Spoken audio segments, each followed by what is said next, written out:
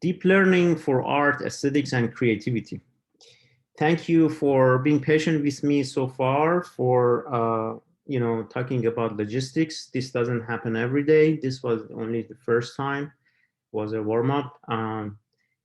Let's start the slides. First thing, you might have noticed that on the website I have put this painting. And I like this painting because it is about, the artist has seen some drawings of the neurons and was inspired to paint this. And she calls it, There is a Universe Inside of You, #2. And this is by Natalie Robel. And I added those connectivities in the background of this painting, so that makes it more in the content of what we are going to talk. Now, first question is motivation. Why do we want AI for art, aesthetics, and creativity? Well, we know that art is part of our life, our evolution, and we use art for communicating, for through peace and war, and to talk about our values and things that are important to us.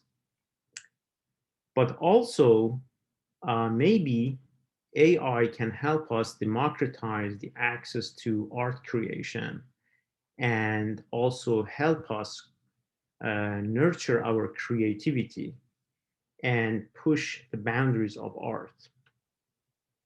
So I have some numbers for you. These are actually not for this year, a few years ago, but I'm sure that now these numbers are even higher now. For instance, about 300 million photos every day is uploaded to Facebook or other social medias. In the US, we are exposed to 650 ads per day. And studies, including my own studies, suggest that in 50 milliseconds or one eye fixation, you can make a good impression to the observer. And also, the observer can get a gist of what they see in one fixation, one eye fixation. So it is pretty fast. So knowing these, the question is, how can we design? How can we design automatically? How can we design a good design? But the question is, what is a good design and what is a bad design? Another reason for using AI for art, aesthetics, and creativity is that there is this book by one of the professors at MIT, Max Tegmark, about Life 3.0. It's very interesting if you want to read this. But it is interesting that how it described what could happen in future when we have equipped with AI, when we are equipped with AI. Imagine when AI can create a movie, every plot, the play, everything by itself, and every second of this movie can be an excitement. So the question is, do we want to be part of that future? Do we want to shape that future? Another reason for why AI for art, aesthetics, and creativity is that we want to have a scientific approach to these concepts, because just the way that we did scientific approach to physical phenomena, we want to also understand what we like, about our feelings, about what is novel to us, what is creative to us. And also asking, question in AI about art, aesthetics, and creativity also help us come up with some cool solutions. For instance, we know that convnets, convolutional neural networks, are kind of biased toward textures.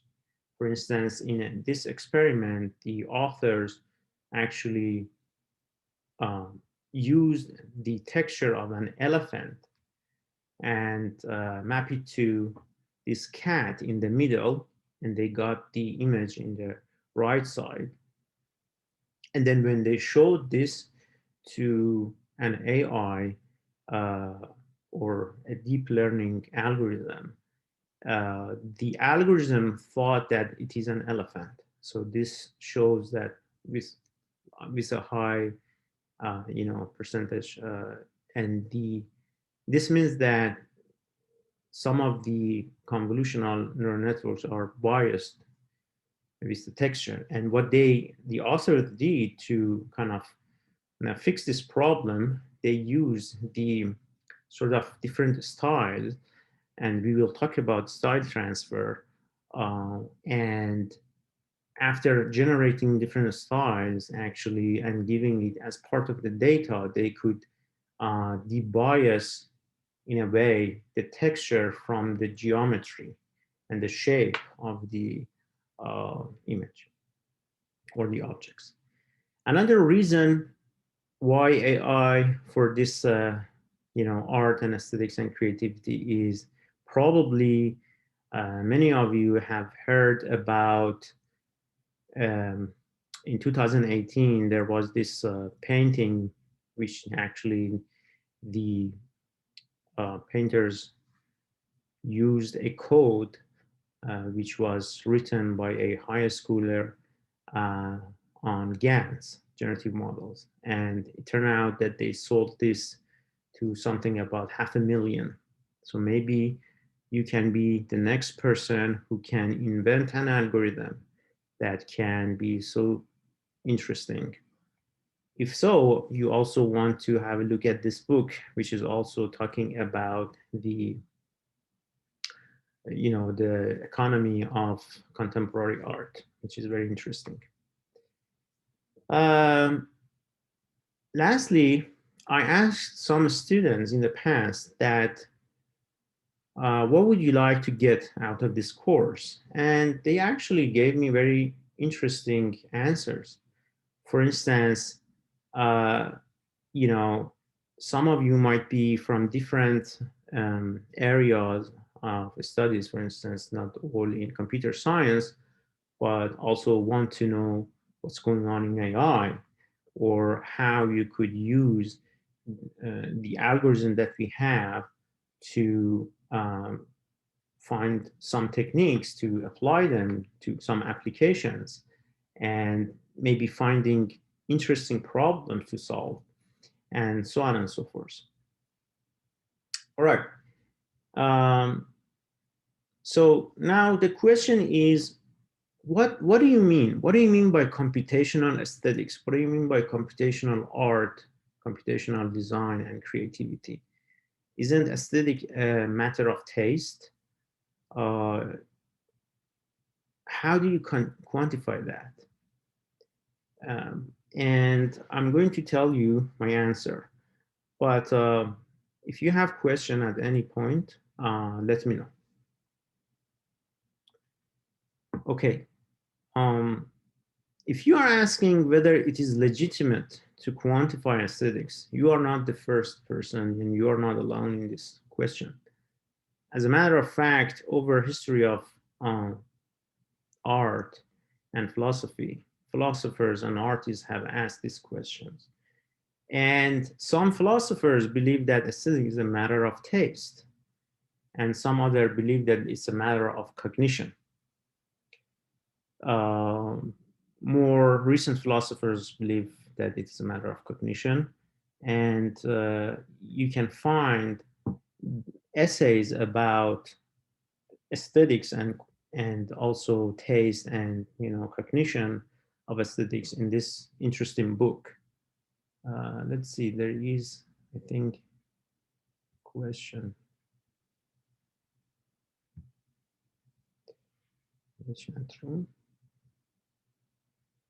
I cannot see my cursor, unfortunately. Okay, now I can. Okay. Oh, there is this question. Someone is asking if it is necessary to know deep learning to participate in this course.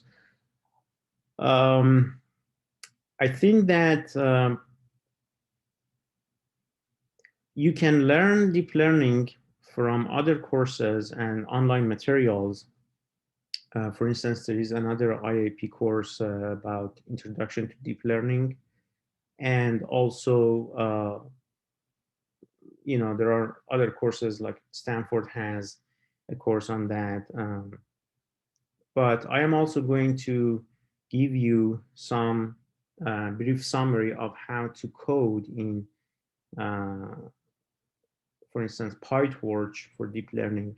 If necessary, I can also give you a brief introduction to deep learning.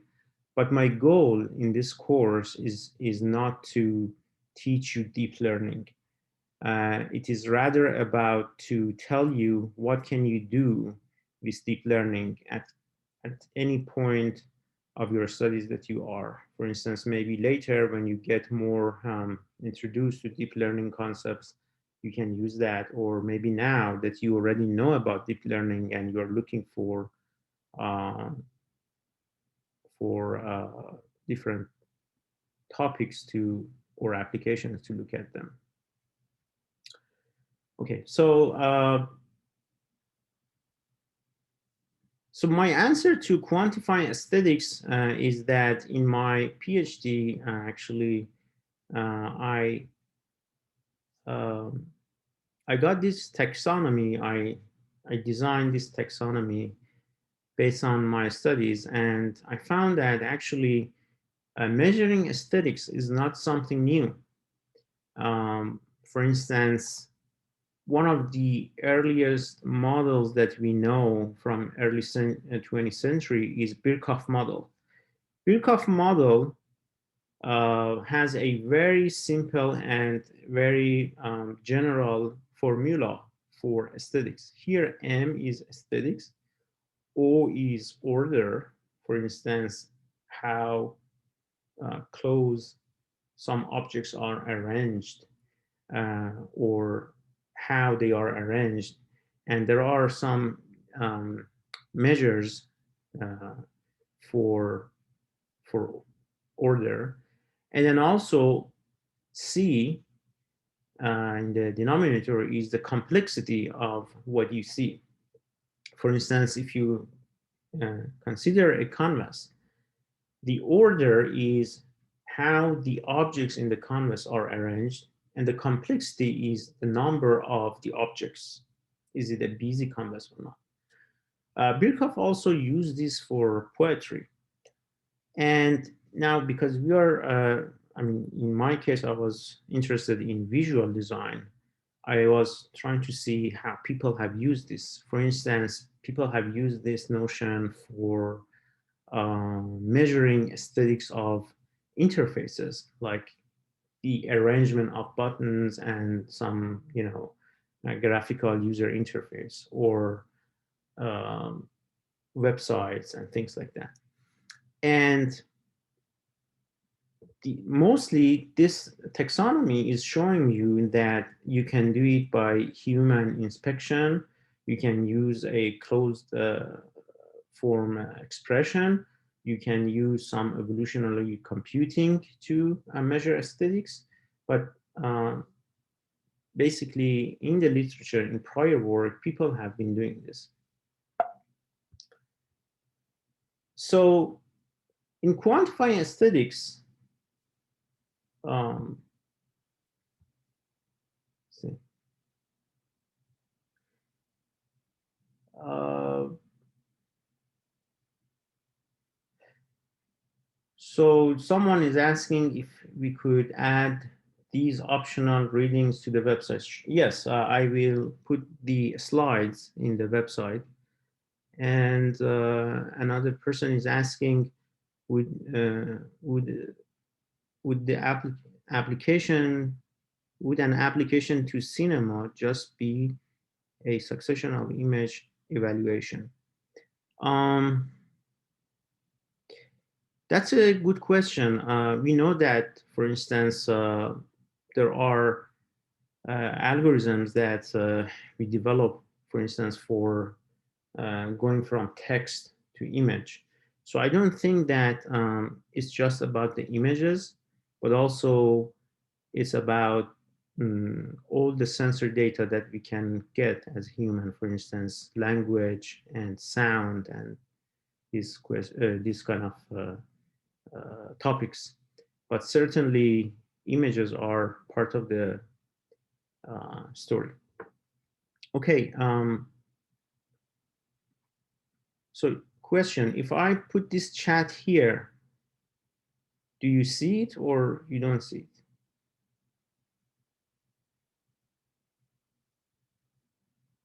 Okay, great. So I can keep it here. Then if anyone has question, I don't need to, just try to find it again. So in quantifying aesthetics, what you need to have is, first, you need to have good representations. By that, I mean both high-level human representations and low-level representation. For instance, by high-level, I mean visual balance and rhythm, right? Um, if you look at this image, it's called Form in Motion by Zaha Hadid, who was a designer.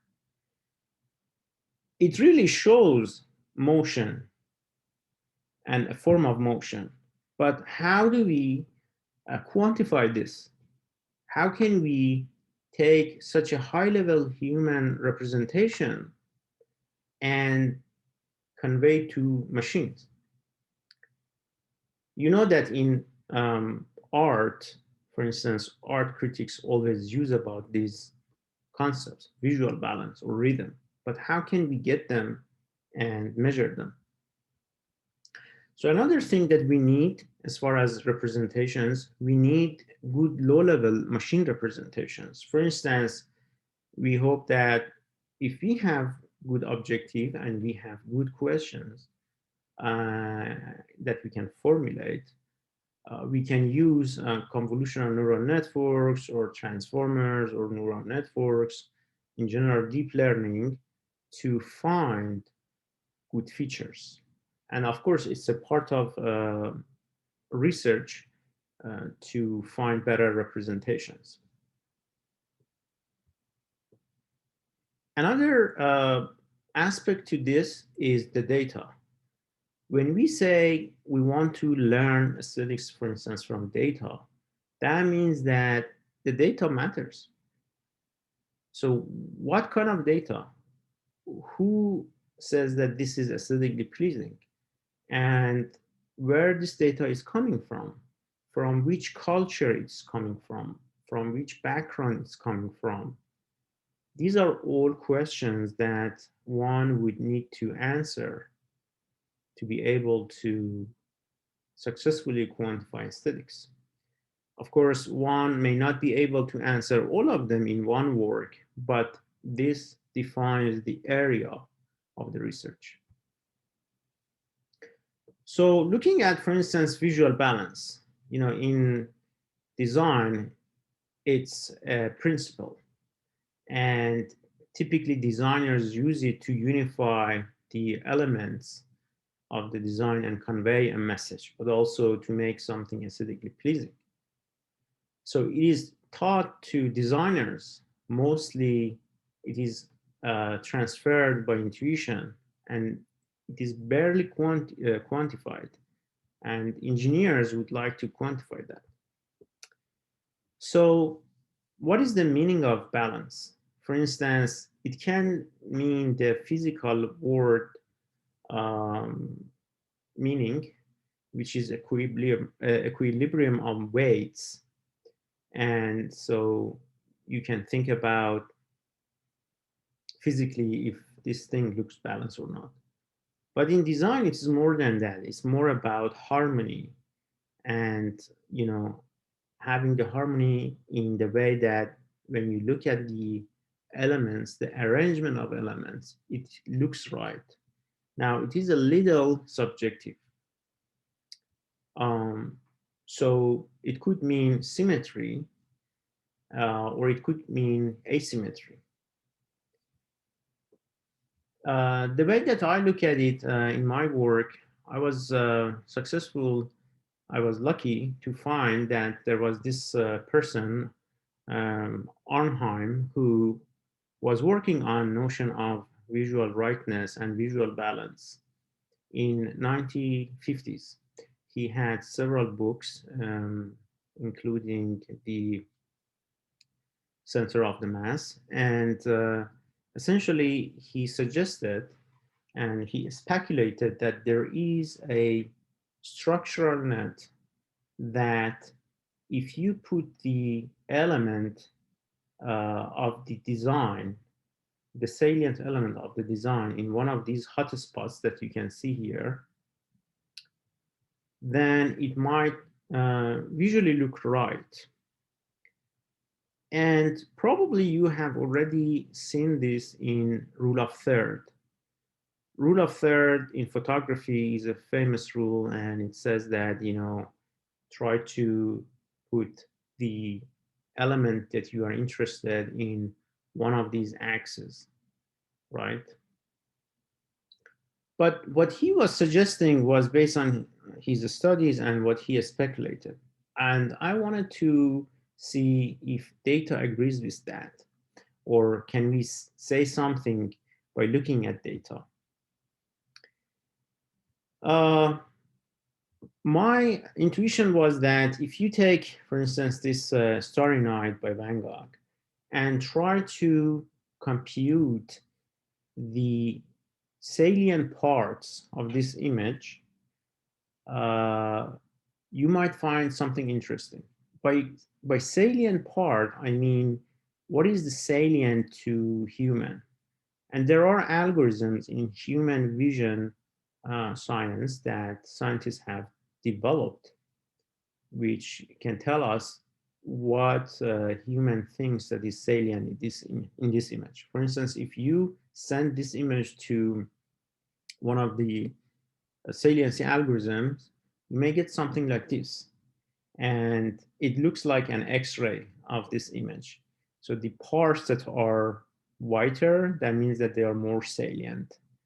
Uh, so if you try to overlay this saliency, this Arnhem structural net, you might see some patterns. You might see that, oh, these, you know, sort of high intensity parts, the whiter parts, are sort of aligned with these hotspots.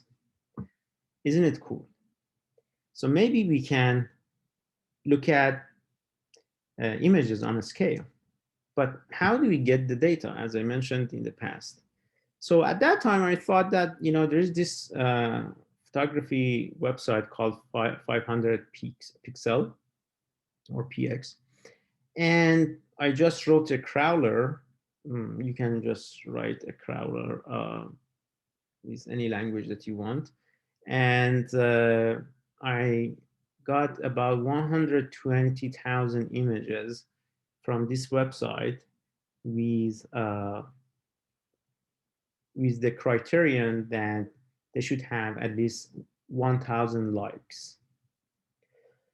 So basically, they were a lot of likes given to images. For instance, you see that this image has, at that time, it had over 1,000 likes, right?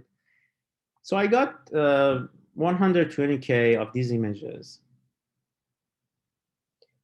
So how long did it take? You know, at that time, I had just a PC, and I used I I hardly remember, but it took a couple of maybe days to collect everything. Of course, it can be faster now. Um, and of course, there are data sets already available if you want to do something with aesthetics. Anyhow, I got this data set and I computed the saliency algorithm on them and tried to fit a mixture of Gaussians to the superposition of all of these uh, saliency maps. And if you think about, for instance, 5 Gaussians, and then initially you give this to the algorithm and then try and ask the algorithm to use some, for instance, EM method to find uh, the peaks of the saliency parts. At the end, you will get something like this. And if you use 9 Gaussians, you will get something like this. So as we can see here, there are some interesting patterns that are emerging. For instance, we see that the center of the mass is really something important that we can see in all of these images. So he was right, Arnheim was right about center of mass. But also, you can see that these parts that look like more like rule of third, the salient parts also are here as well. Or if you have 9 Gaussians, you can see that the center and this part maybe because of some of the images were portraits. And by the way, these images were in different categories from portrait to architecture to fashion to, you know, different things, animals, micro. But in all of them, when you look at the aggregation on all of them, you see that these sort of hotspots. Now, this could be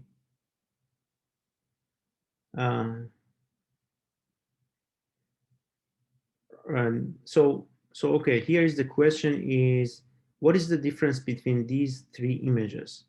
Right. So let's look at the first row.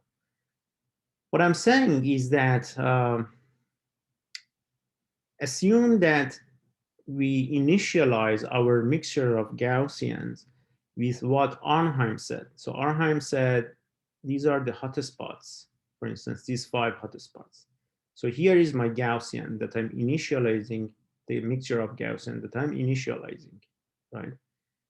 And then I want to see when I send it to the algorithm, how these Gaussians are going to reshape and what are the peaks of the saliency of the images. And at the end, I get this result. This tells me that the hotspots are sort of similar to what Arnheim said, a little different. For instance, the similarity is that you see this hotspot here in the middle. He also said that.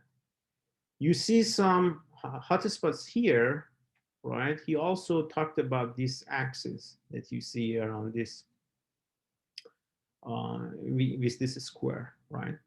And if you do 9, you will see that, again, there are some similarities. For instance, this one and this one in the middle, and then also some few that are kind of resembling what you see here. Not quite exactly, but to some extent you can see them. So what I was trying to say is that this is interesting, but it could also be because the way that photographers do cropping. As a matter of fact, after this study, and I saw some studies that people were trying to quantify how cropping happens, how good crop happens. Um, and even before this study, there were studies about cropping and how, uh, you know, for instance, rule of third is valid or not, or if it is something that is taught to photographers, if it is a bias that we like to see in the images, and this kind of questions. So I hope that by now you have a feeling about what it means to quantify aesthetics of something. All right, but there is more than that. For instance, there is this data set called AVA, and Naila Murray and her colleagues collected this data set, and they also have annotated them with aesthetics ratings and semantics of the images, and also the photography style. And it is available if you want to, at your time, train a classifier and see if your classifier can predict the aesthetics of these or the ratings of these images. In fact, there is another work that also uses some of these similar data sets and use a deep learning algorithm to learn the ratings, the aesthetics ratings, and also predict them. For instance, what you can see here for this image, they have what they have predicted and what the ground truth is. So they're quite um, promising for uh, for predicting the aesthetics of these images. But also, you could probably use these numbers to make an image a little, like, tweak it and make it, enhance it, and make it a little more pleasing based on uh, the pre-trained model that learned about the aesthetics. So here you can see that how by adding noise, for instance, to this image, the more noise that they add to this image, they can lower the aesthetic rating. Or for instance, here they could enhance these images. For instance, this is the input and this is the enhanced one. So there are many techniques in computational photography and image processing that you could use to enhance your images. And they use some of them, and they could, based on the feedback they get from their classifier, they could enhance this sort of image. Okay, so far we talked about computational aesthetics. Now I'm going to talk about computational design. If there is a question, please let me know. Otherwise, I start talking about computational design.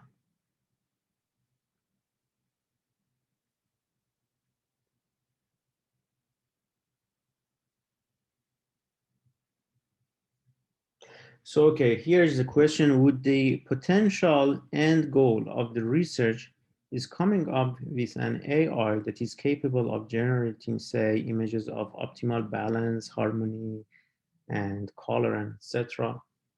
Uh, that's a very good question. I am not sure if that would be the end goal, but at least in my purpose, what I want to do and I would like to do is to be able to quantify things and discover things that, or patterns that we see in design. What are the things that we like? What are the things that we prefer?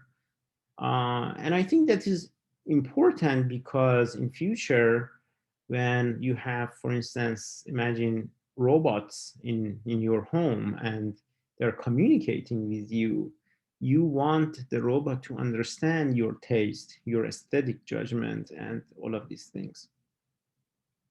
But also, maybe some of these techniques can help us to express ourselves better. For instance, there are many people who have great ideas, but they don't have the talent or sort of tools to generate something aesthetically pleasing. So maybe we can, help people to express their ideas better. Um, I hope that this answers the question, or it could be one answer. Um, okay. By the way, as I mentioned, if you want, you can also unmute and ask question, or the way that you are doing it is just fine, writing on chat, and I can read it and answer the question. Either way is good. Okay, cool. Let's start talking about computational design. What do I mean by computational design? Here I'm going to talk about automatic design of magazine covers, web design, ads, infographics, and those interesting questions. So I should tell you that I have done some interviews in field with professionals about magazine cover design, for instance, and I learned from them that there is a difference between design and art.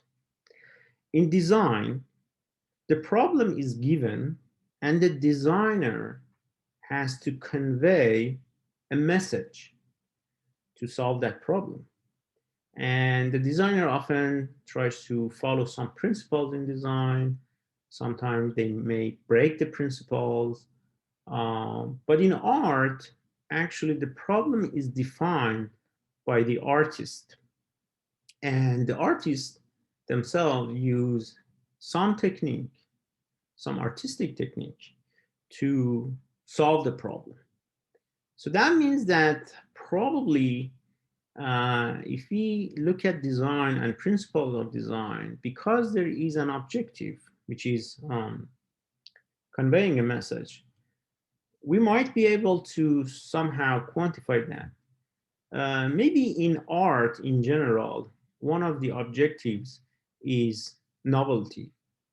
And maybe we can also find a way to quantify that. So as far as the principles of design, for instance, one of the principles is that communicate, don't decorate. So this is a very interesting principle because, typically designers talk about it, but how do you convey this to a machine? So in my PhD thesis, I tried to find some of the principles and try to quantify some of them. And this was a kind of a roadmap that I created for myself about analysis and synthesis of design. So there are some theories, for instance, Birkhoff that I just mentioned, Gestalt, Berlin, and so on and so forth, or even about color, let's say Color Harmony by Eaton or Matsuda or Kobayashi. These are more like artists, art practitioner, and some of them are scientists, some of them are philosophers. And then there are metrics and rules that comes from these theories. For instance, Gestalt, some people try to quantify that. And then at the end, using these things with machines, you might be able to create some content and also recommend some designs. So here you can see some examples of automated design. Like this is a software that I wrote. It's called Automatic Design of Magazine Covers, and I call it ADAMAC. Basically, I learned from designers and I tried to encode those lessons in algorithms. And essentially, it works on layout, typography, and color design. So the user gives the background image, for instance, this eagle, and a logo for instance, this logo that you see, and some bunch of text. And the algorithm tries to lay out these text on top of this image and also try to match the colors that go with this. And for that, I used complementary colors. But also the way that it does the indentation is based on finding the white space in design. So note that here National Geographic or Vogue and the other one, they are actually not from Nature. They are not from these magazine companies. It's just a demo of how it would look like. And because I didn't want to, you know, use their copyright, I somehow tried to uh, mess with the logo. So anyhow, you can see some of the examples of automated or automatic design here. Now, um, I talked about how I chose these colors. How did I do that? Well, as I mentioned, there was this complementary colors that some of you may already know. And I learned that from work of Eaton and Matsuda, who studied these notions for a while. And then Kobayashi, who studied, colors and color combinations for 30 years and tried to do some crowdsourcing. And it is actually very cool that he started an institute that was giving recommendations based on color combinations for different type of industry, for instance, car industry or furniture. So the way that he defines color semantics is he has some semantics or words, for instance, romantic, soft, neat, and then he associate these things with color combinations, these color palettes. Of course, there are more than these color palettes that here you can see. There are more than 1,000 color palettes that he collected, but he's basically showing the idea on this plot in this axis. So it goes from warm to cool, and from hard to soft. And you can see that he has defined regions. And for instance, this region is elegant, right? So this is cool. I thought that we can use this and then look at the images that the user gives to Adamak, automatic design of magazine covers. And based on that, we can find what is the style. When the user uses it over time, you can find the style that this user wants, or the message that the user wants to convey just based on the colors. Of course, there are other factors, but now just let's look at the colors. So as I mentioned, Kobayashi has done this work and published several books about this. And then I use that for instance, creating a magazine cover that looks pretty and innocent, or romantic and soft, active, dynamic, modern and dandy. And these are type of recommendations that the system can give you based on the colors and the semantics. But then I thought that what Kobayashi did was really cool. Can we learn it from design data? Can we look at the work of professional and extract those type of patterns? For instance, here you can see that these are all from Vogue magazine. However, based on the, for instance, season and the words that the designer is using, they have different color palettes. And by the way, keep in mind that magazine cover is a very interesting design, and it's a multifaceted design. And designers actually spend almost the entire month to come up with a very interesting magazine cover, because they not only want to convey what's going on in this magazine, but also they want to compete with the other magazine when they are in the stand, on the stand of a magazine. So a lot of attention actually from magazine editorial board goes to creating covers. So for doing that, what I did, I collected a data set um, in 12 different genres. And in order to do that, I had to look at some of the indexing that librarians use to index these magazines. And I crawled the web for some of these magazines, and I also went to the library and collected some of them from the libraries. So as I mentioned, there are different genres that I could collect. And then I transcribe the text that they have on the covers, and then I use it uh, for my algorithm to simultaneously find the text, the semantic, and the genre, and the color combinations or the distribution of the colors that appear on these magazine covers. So, for instance, you could look at the combinations of the colors and words. And I used topic modeling to extract different topics. And each topic is a combination of words and colors, for instance, with some probability.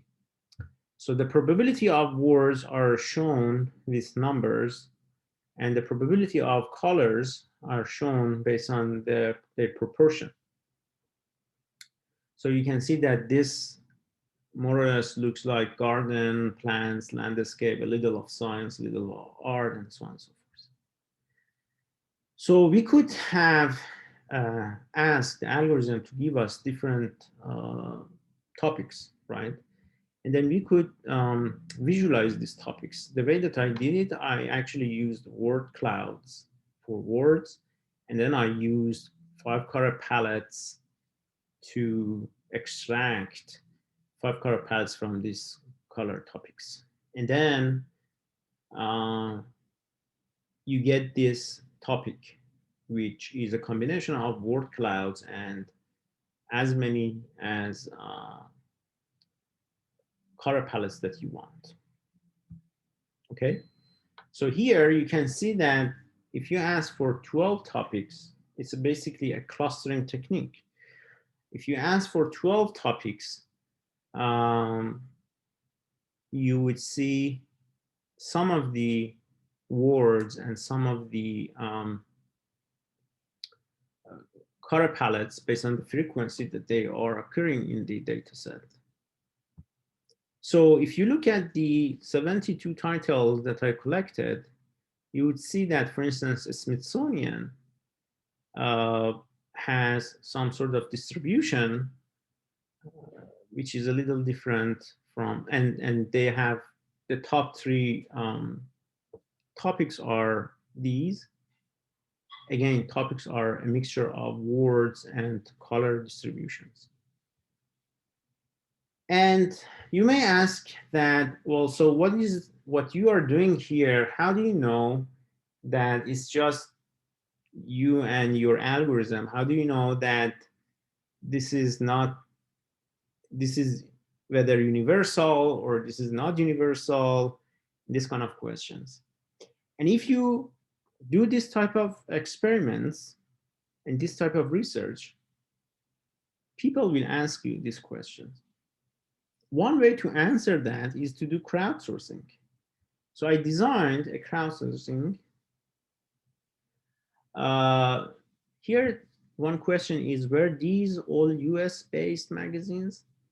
Um, I suppose so, because, I mean, for instance, GQ had GQ from US, England, and Japan.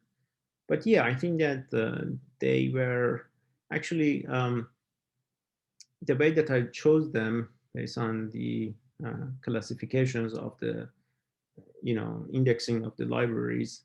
I think that all of them are related to either US or some English culture. And that's a good question, by the way. And I think that it might be you're asking because, of course, culture matters. So I did this crowdsourcing and tried to understand if different cultures agree with this or not, but also within the US.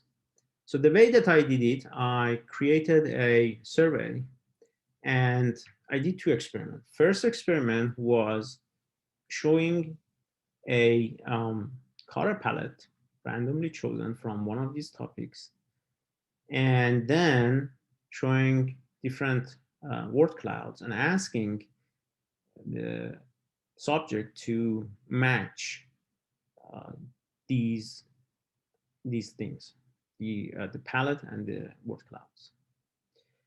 And then um, I got over 1,000 participants with different statistics and different countries.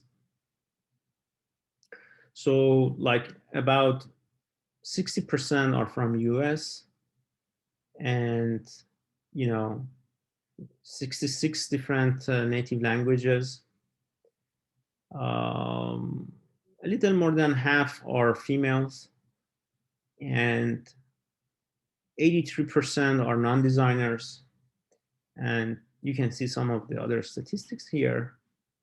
But it was interesting that when I computed the correlation or relevance matrix, I found some interesting results. So what is this relevant matrix? The relevant matrix here says that uh, if we, for each row, we consider a color palette, which comes from one topic, and each column shows the word cloud. If people agree with their associations, we should see the highest numbers on the diagonal of this matrix. And in fact, we see that with good portion, this matrix shows the highest numbers on the diagonal. There are exceptions that I have highlighted them with yellow. For instance, this row, the combinations of red, black, and white, the model thought that they are more about news and IBM and PC computing and these kind of things. Um, but people mostly thought fashion, love, beauty, and this kind of things. Now, whether these are the stereotypes, whether these are, uh, again, the biases that we have that are used in design, that's another question. But it is interesting that we see some patterns are emerging. We also look at the US versus non-US participants, female versus male, designer versus non-designer. And we found that actually for this experiment, uh, they agreed for most part about uh, the results or about the matching the results. Okay, cool. So I just showed you how you could possibly another way of quantifying the aesthetics or something subjective with crowdsourcing. Now I'm going to tell you about what are the applications. So if I ask you to design something techy and fashion, how do you choose a color palette? Well, you could use this algorithm and say, for instance, I want 20% technology, 80% fashion. And the algorithm would show you some recommended color palettes. And then also it can show you or retrieve some of these magazine covers and tell you that, these are examples of design. You could also use it for image retrieval. For instance, you could say, I want interior design, but also I want it to be beach inspired design. So it shows you these images. Or I want garden inspired design, and you get these images. So this is, again, an application of color semantics. Another application is, that probably some of you have used Photoshop, and you know that there is a tool called Magic Band. And with that tool, you can choose a region of the color. Here, you could ask something semantically. You could say, okay, this website is by TripAdvisor. What colors contribute to travel and shop in this design? So here I preserve, on the right side, I preserve those colors and turn the others to gray so you can see. These are the travel and shop colors, or contribute to these concepts. You could use it for recoloring. For instance, you could take this science magazine cover and then turn it to shop or sports. If you want to do that, you could use these color palettes. Okay, next, about computational design, I'm showing you the study that we did on web design. And essentially the question here was that if you look at the web design over time, because there is this organization called Archive, or Archive of Internet, and they collect snapshots of the websites. And we crowd that for 1996 up to, at that time it was 2016, and for 21 years, getting this, again, these screenshots of the web pages, and try to look at what are the patterns that are emerging. So, for instance, some of the questions that you could ask is that, what are the top 20 colors in each year since 1996? As we can see that back then, at the sort of beginning of internet, we see a lot of vivid colors and not many diverse. Part of it could be because of the monitors, the color gamut that they could support, and the bandwidth of the internet. Probably they couldn't put a lot of images with high quality.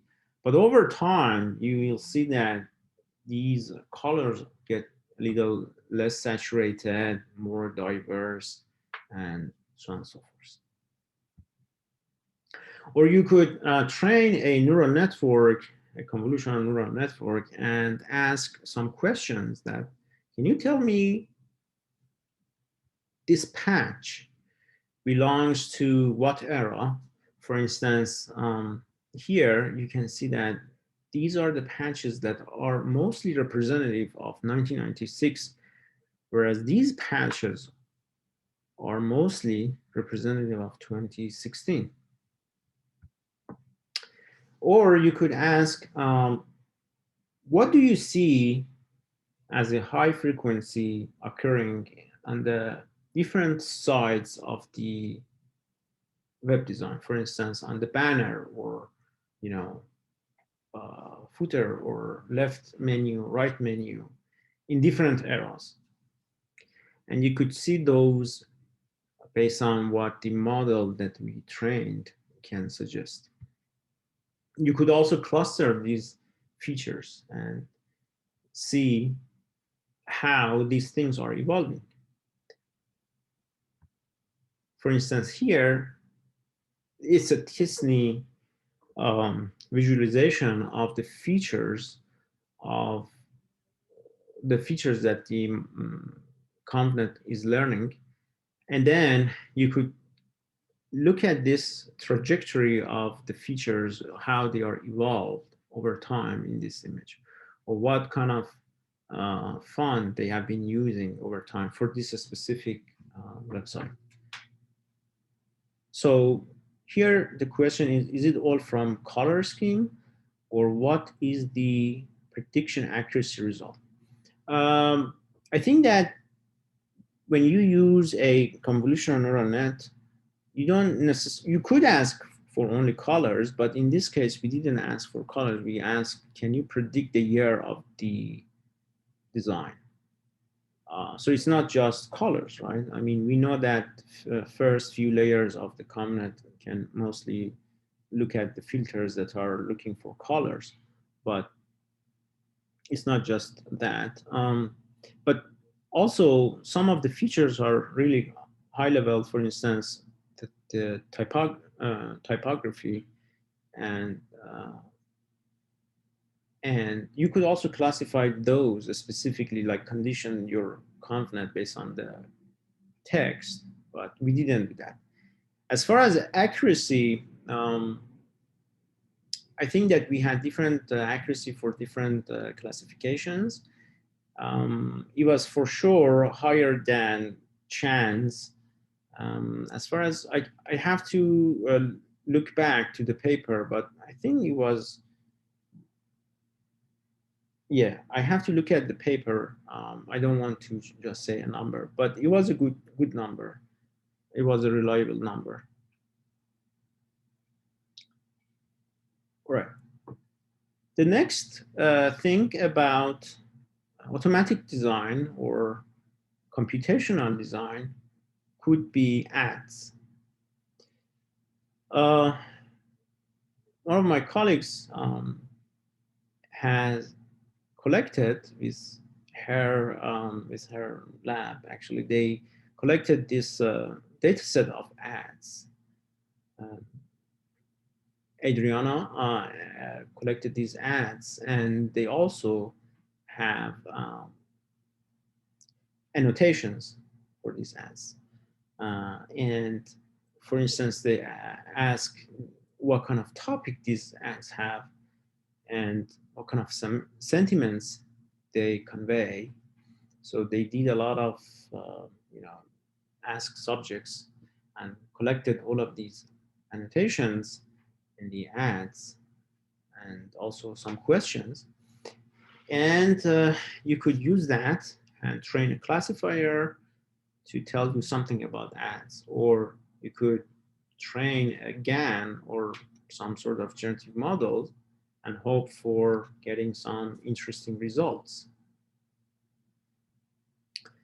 Another thing about computational design that I can share with you is, for instance, design of icons and infographics.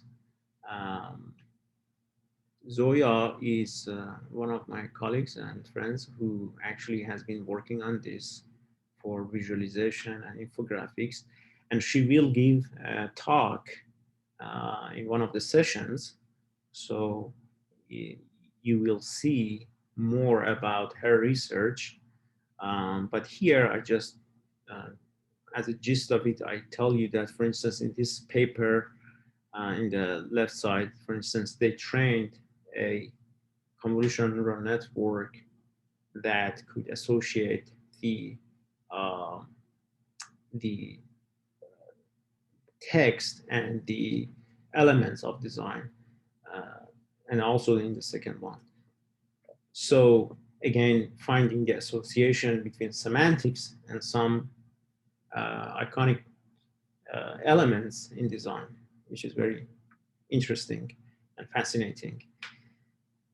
some other colleagues have used generative models to create logos, for instance. If you're interested, you can look at that.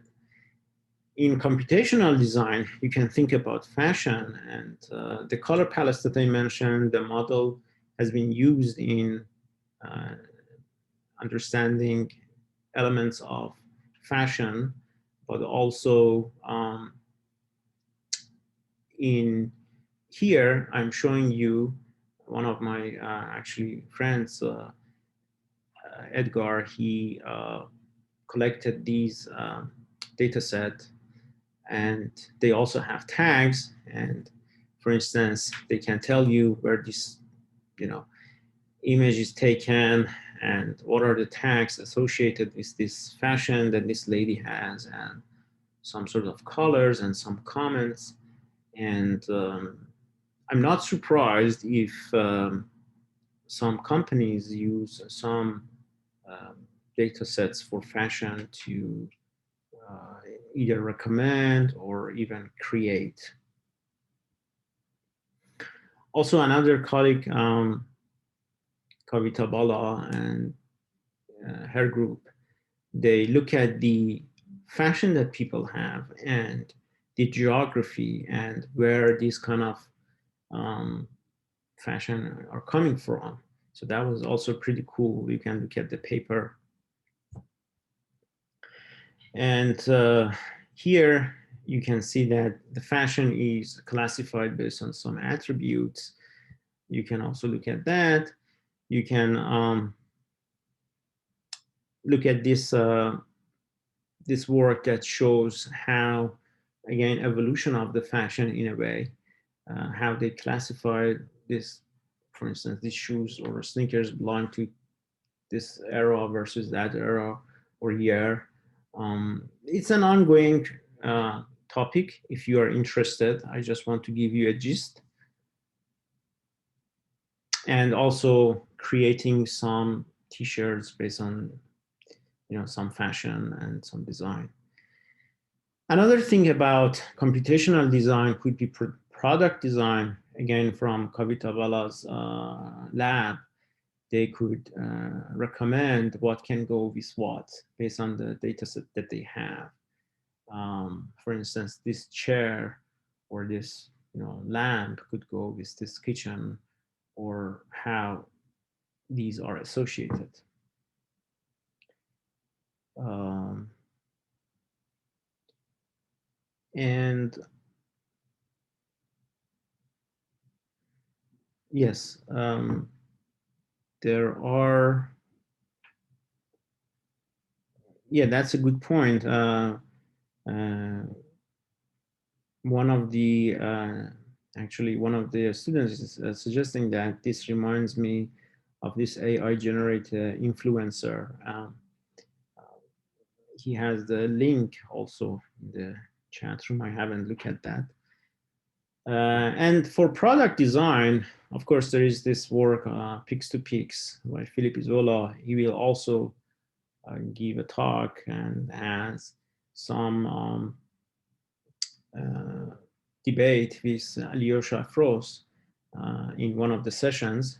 And hopefully we will see their point of view about art and AI. But in Pix to Pix, you could also, one application was that you could, as an input, give the sketch of a product, and the generative model could actually give you some output, which was really interesting.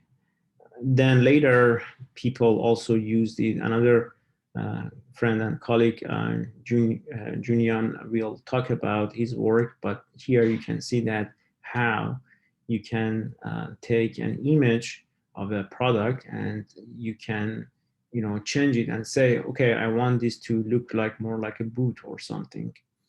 So this is also very cool. Okay, that was the second part, which was about computational design. The last section will be about computational art and creativity, and essentially what it means. And I'm going to share with you some work about style transfer, content generation, tools, and just a gist of these topics so that you, if you are interested, you can look at them at your own time. And if you are more interested, you can do the research in that area. So any question before I start the third part?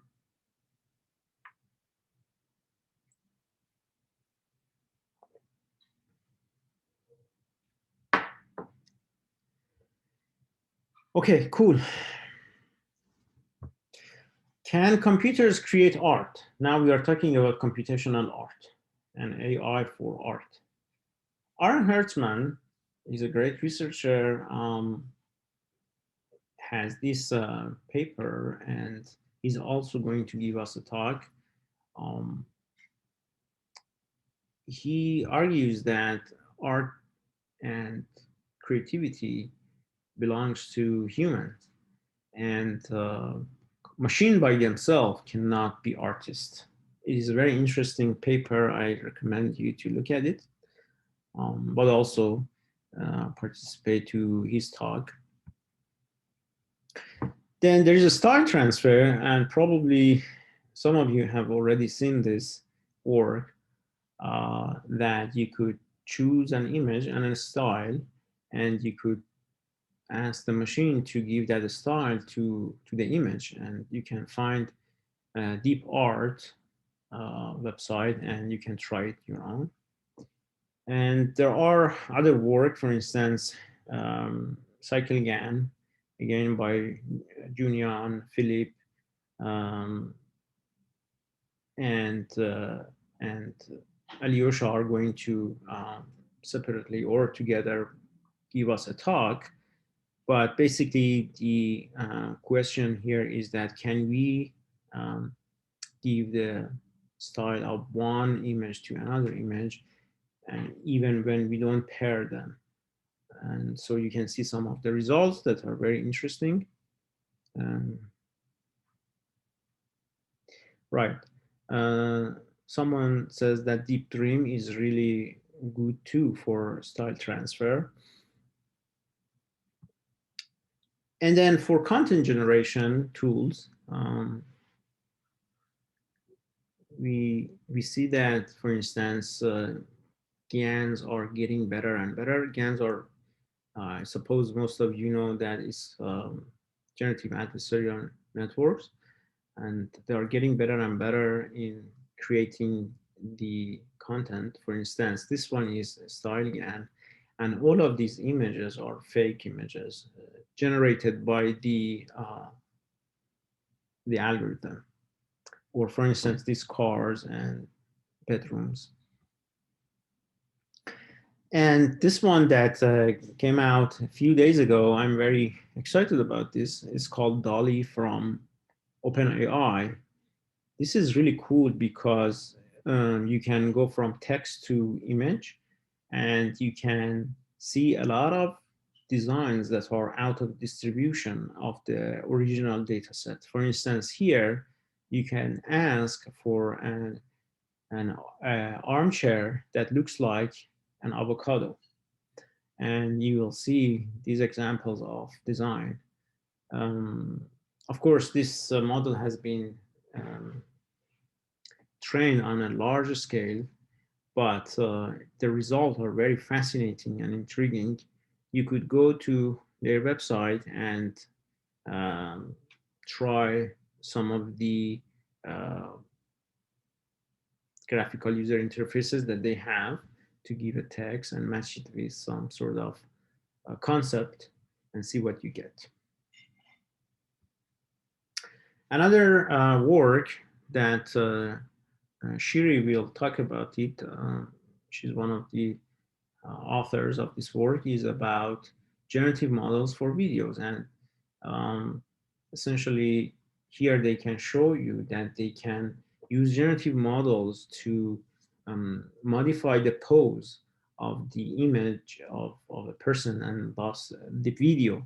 So one cool application here is that they can get a performer, the video of a performer, and then they can transfer that sort of performance to a an amateur performer.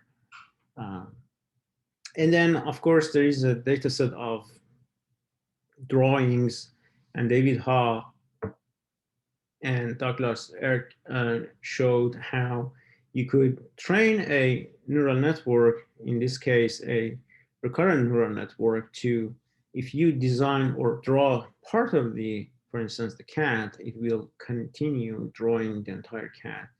Their demo is also available online. You can try it. And finally, um, back to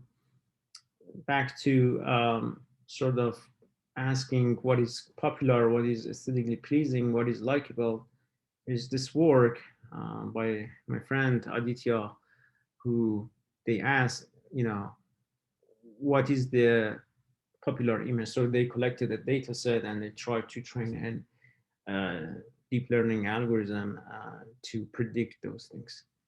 So I think that so far I showed you what it means to um, quantify aesthetics and automatic design and content creation and AI for content creation. The last thing that I want to discuss with you is about the direction that I'm very excited and I have been working on, and I can share some results with you. And that's about learning by generating.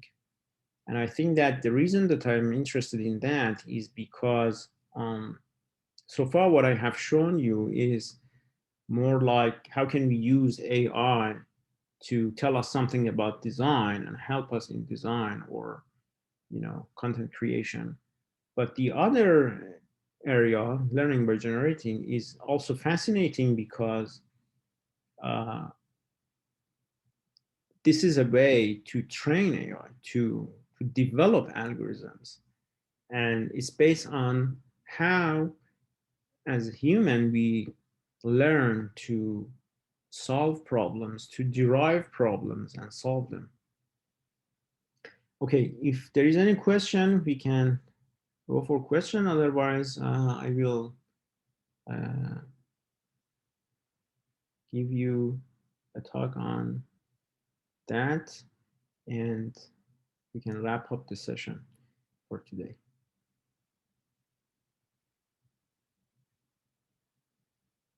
Any question?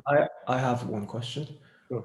So when you say quantifying aesthetics and you showed an example of like measuring the level of balance, which is defined in like computational terms in your example, but the concept of like balance in high level term can be interpreted in so many different ways, depending on their cultural background and their, I don't know, whatever. And what can be? I'm curious. What can be the way to bridge between the two terms? Like, if it's ever possible, like the bridging between the high level terms, human language, versus the balance that you define in the computational terms. Yeah, very good question. I think that one way is to, for using AI in general, essentially you need data and you need models. So in this way, you could ask those questions in the data and also design algorithms that are suitable to sort of represent the objective that you are looking for. And for instance, if you want to know something about culture, so probably you want to make sure that you have those cultural, um, compressions or concepts in your data, and then you can design objectives that look specifically for those things. Um, in general, I think that, and then you can, do, for instance, ask people uh, what they think, like crowdsourcing. I think in general, that's one way of quantifying these things, and that was what I was hoping to show you by by showing these examples. Of course, this is one way, and it's not going to answer every question, but I think that it's a it's a I think it's a better way of doing it rather than not using data, because the more data that they use, you could you know you could learn something interesting. And hopefully, if the data collection is not biased, you would learn things that are less biased. And of course, the algorithm matters too. And another thing here is that I hope that this kind of topics that I'm discussing can excite or sort of inspire some of us to think about, okay, that's really cool. How can I define or design an algorithm or even a formulation or a representation that could um, give me some interesting results and tell me something interesting about the design. Okay, any other question? Um, cool. The last thing that I would like to talk about is learning by generating. Okay, so many of uh, AI scientists want to understand intelligence by building machines that can replicate human intelligence. In my case, I am excited about this, and I'm also very excited about one angle to it, and that is also about creativity and innovation. Now, you may ask, how do you define creativity or innovation? Um, well, let me tell you a little high level about what I mean by creativity and innovation. I think this is fascinating when we look at, for instance, a design of a train that it was inspired by looking at an owl and a kingfisher and a penguin, and inspired by looking at those and trying to design a train that is sufficient, that is effective and efficient. And I think that we can see this type of innovation not only in design of object, but also in design of concepts. For instance, I think this is also a part of our innovation to look at a neuron and come up with a representation that is very interesting, and it is helping us for designing a type of AI.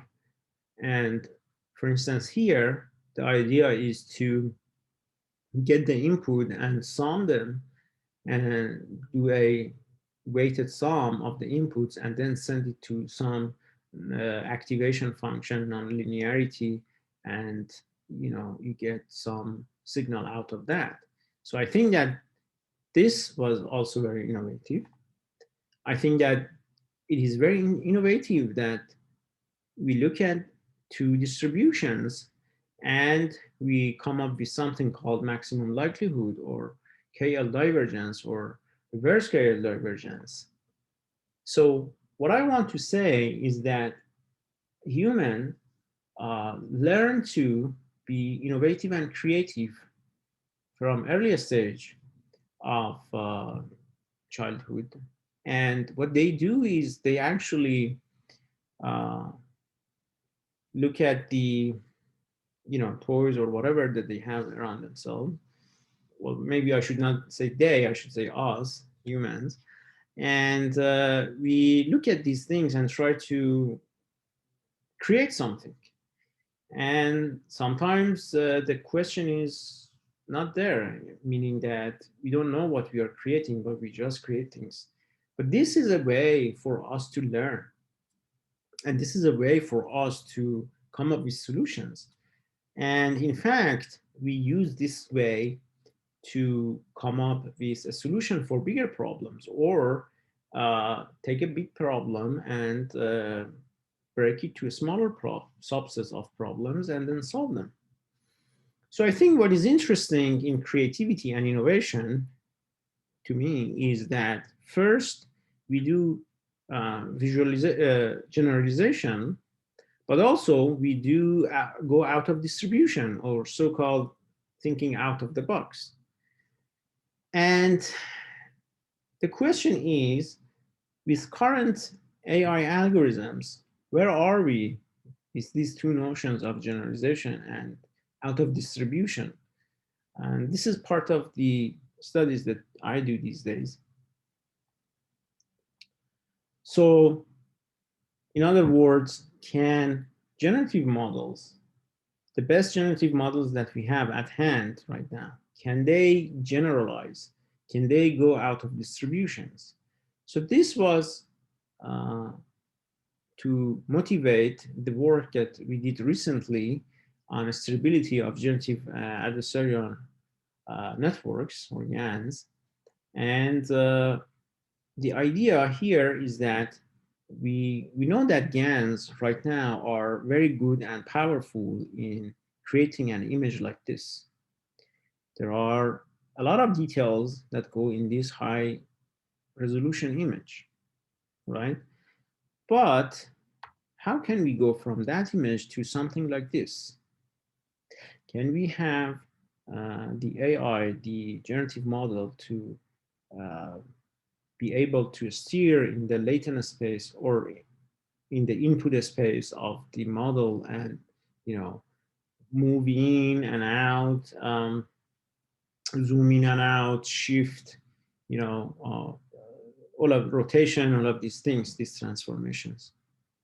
So so here we are showing that some of the results of these sort of transformations that we asked from, for instance, BigGAN. BigGAN is one of the best models that right now we have for generative models. So for instance, you can zoom in and out on this cat. You can shift left and right. You can brighten this image from uh, daylight to night and vice versa. You can make this volcano active. But how do we do that? And I'm going to tell you how. But this is very interesting that to some extent, these generative models can actually exhibit these type of transformations. Is there any question? Are you guys following what I'm talking about?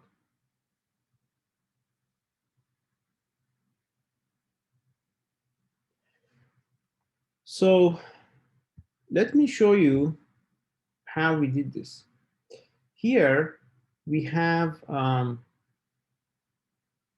a diagram that shows how a GAN works.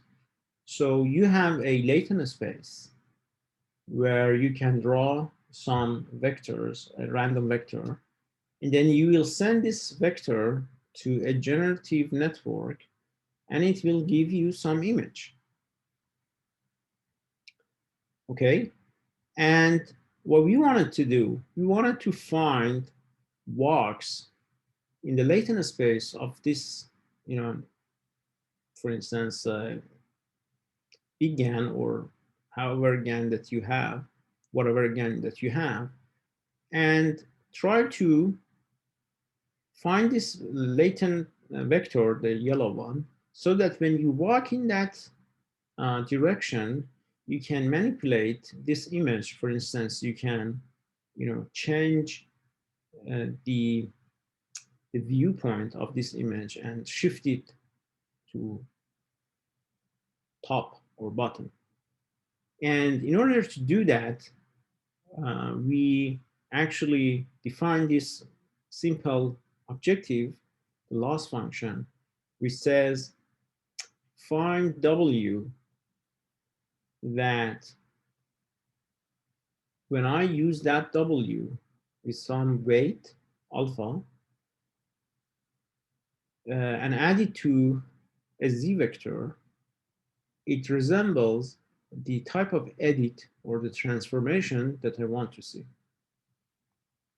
Okay, you can do some even fancier method. You can use, for instance, a non-linear uh, walk to do that transformations in the latent space, and that gives you some interesting images. For instance, if this is an image that is generated by BigGAN, you can shift this balloon to up or down, right?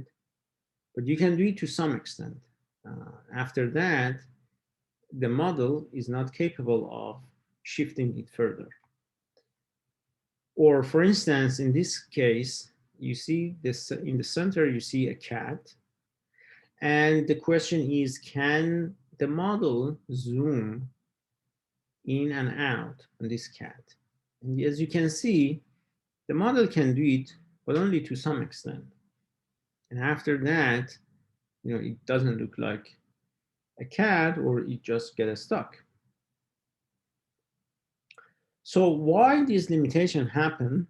Again, this is because of the biases that we introduce to the model. And it can be because of the biases that we see in the semantics of the classes. For instance, again, in this case, BigGAN could take a red car and find a direction in latent space so that if you walk along that direction, it can turn this red car to a blue car. But it cannot do the same with a fire truck because there is no blue fire truck in the data set. But the human can do that. So that shows that these GANs, these models, can generalize, but not as good as a human. Because if you ask a kid to, can you draw a blue fire truck for me? The kid can do that, most probably. But the model cannot. So this shows one type of, interesting thing that we can work on. So in other words, can a generative model go out of distribution of the underlying data set?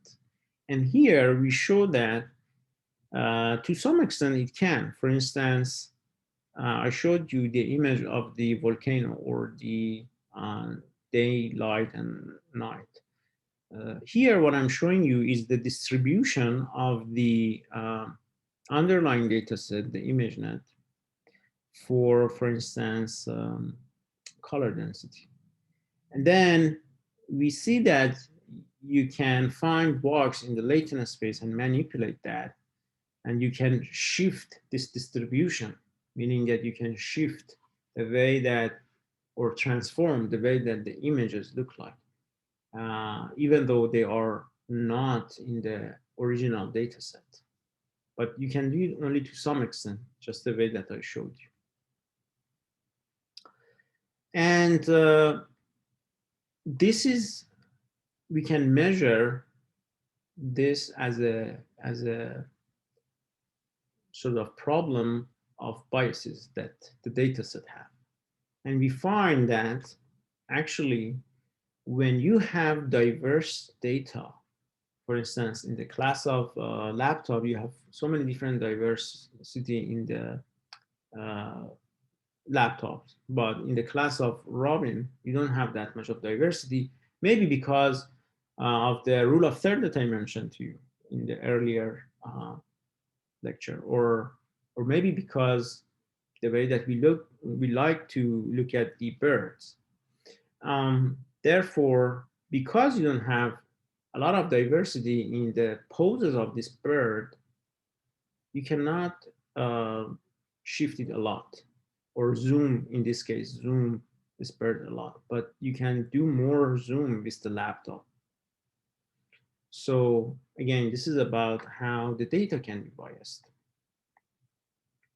And one way to overcome this limitation that we showed in the paper was to augment your underlying data set, meaning that if you take the data set and try to find a way that you can zoom on the images or you can rotate some of these images and then retrain the model, that would help to do better and less bias uh, generation. So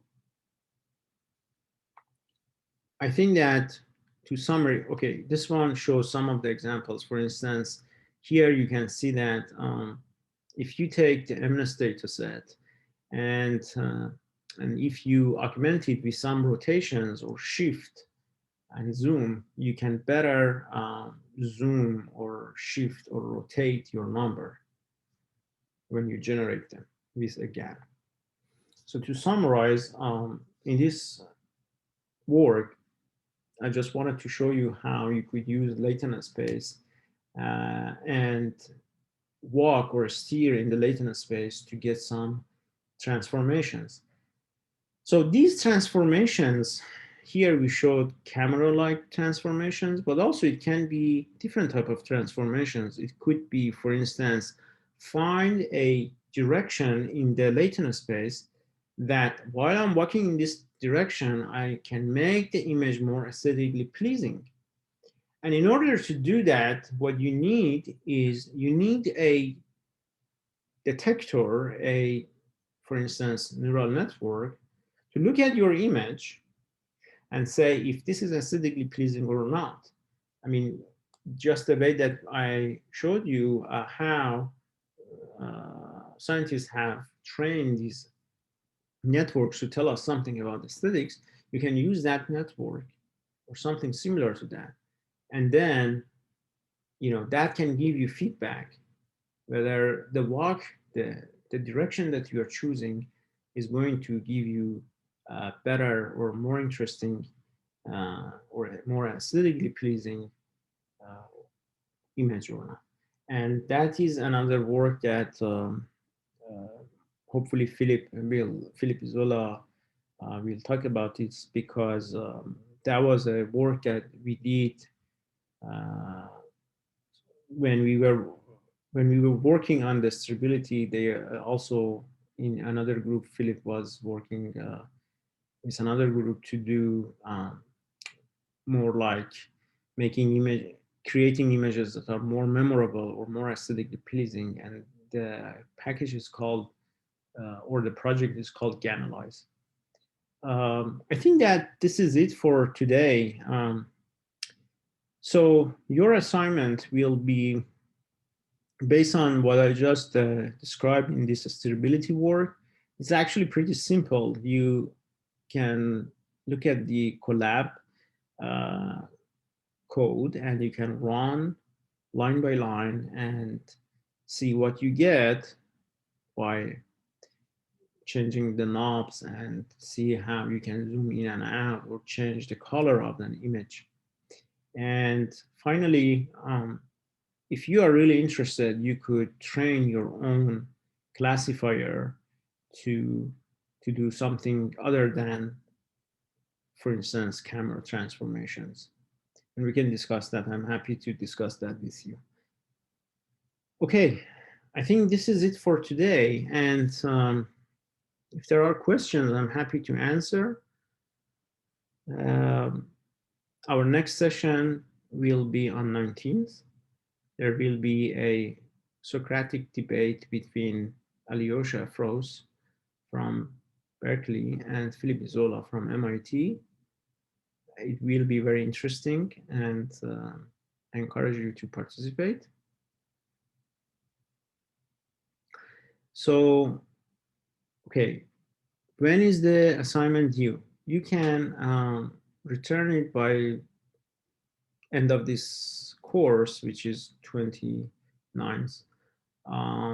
And how do we get access to the assignment? I will send you an email that has the link to the code. Actually, I can show you here. It's pretty simple. Let's see.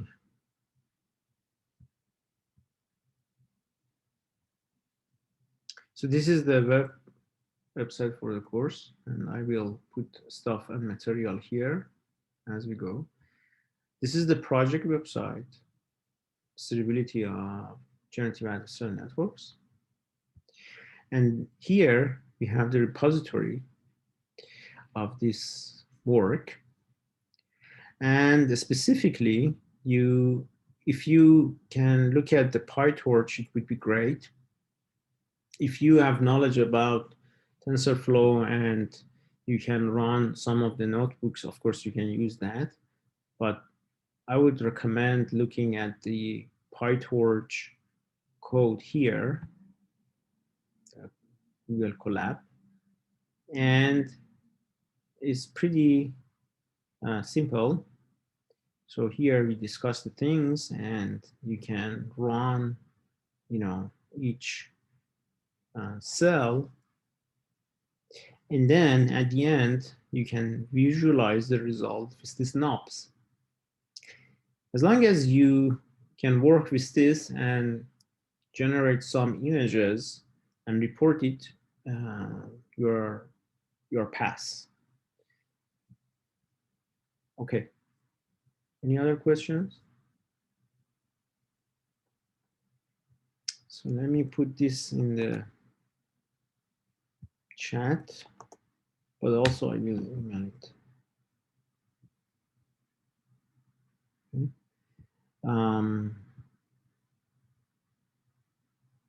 We also want to look at everything.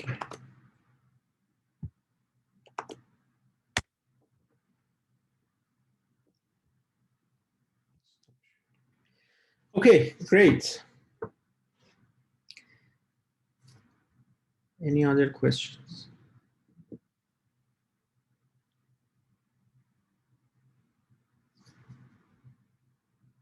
Okay.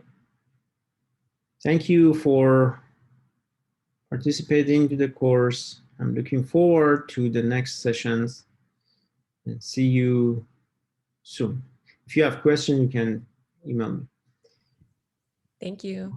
Thank you. Thanks.